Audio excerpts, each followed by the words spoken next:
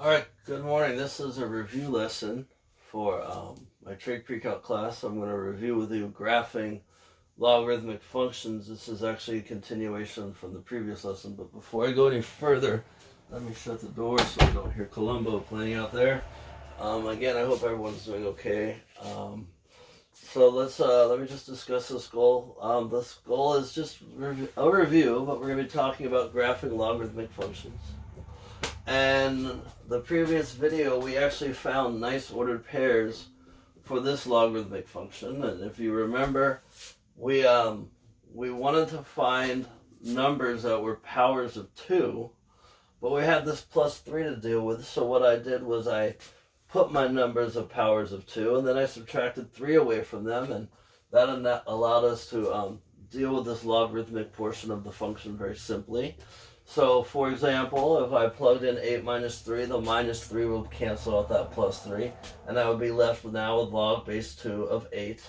Log base 2 of 8 means that 2 needs an exponent of 3 to turn into 8, so this entire log base 2 of x plus 3 turns into 3, and then it's 3 minus 5, which becomes minus 2. And so, in this table, I wrote all the numbers in the unsimplified form.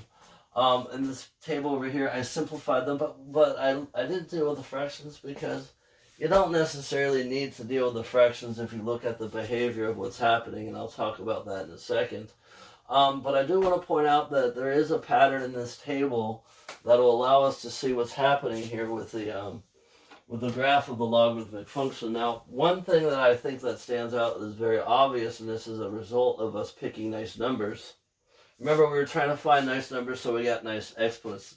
And since we were able to deal with nice exponents, we have a nice sequential output, right? So I want to point out that there are some things about this table that stand out to me, and it'll help us to better understand what's happening with the graph. Negative 2 turns into negative 1 by adding 1. Negative 1 turns into 1 by adding 2. 1 turns into 5 by adding 4. And so we can very simply predict what the next number would be by realizing that these numbers are doubling. So 1 doubles and becomes 2, 2 doubles becomes 4, 4 doubles becomes 8. So I can very quickly realize that this is going to be 13. And so if I follow this pattern, that means that this must be negative 1. Right? And so if I know that this doubled and I added 8 to my 5, then that means the next one I would add 16, and it would be a 29. I was going to say 31. So it would be 21, 29, and 0. So it's very easy to find other ordered pairs once you have a table constructed.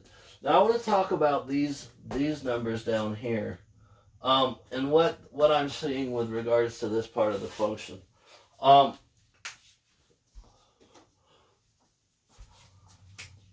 I know this is a half of a half is a fourth, a half of a fourth is going to be an eighth. And then we follow this, so this will be a minus 8. And then a half of an eighth would be a 16th. And this would be a minus 9. And so what I want to talk about for just a second is I want to talk about this part of the table. And what I want to talk about is that we're actually getting closer to negative 3 the further down we go. And we're actually going to be on the right side of negative 3 because I'm adding a positive number. So, like, this is negative 2.5, and then this is negative 2. Negative 2. I have a hard time doing math. 7.5. This is negative 2.875-ish, something like that.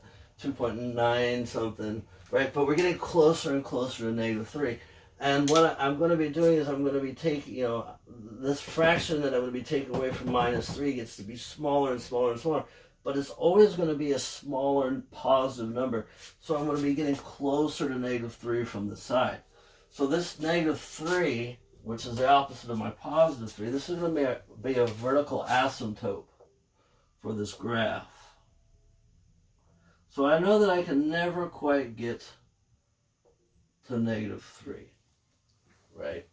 And so I'm gonna draw the point negative 2 comma negative 5.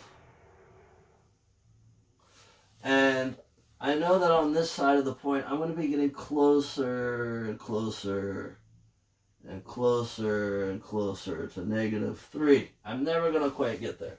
But then on this side of the negative 2, horizontally, we start to see a doubling, a stretching, where on this side of that point, we see a condensing of how far apart horizontally these points are.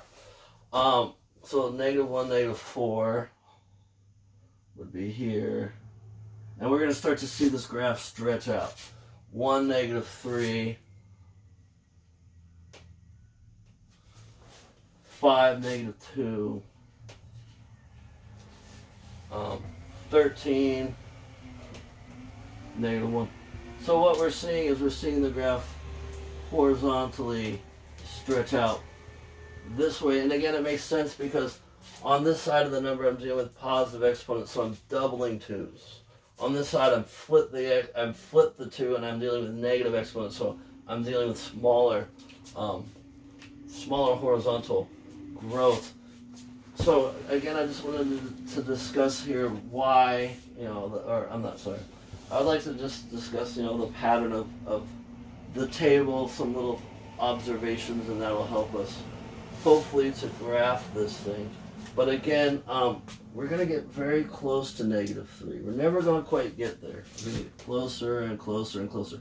So the closer I get to negative 3, the further down I go.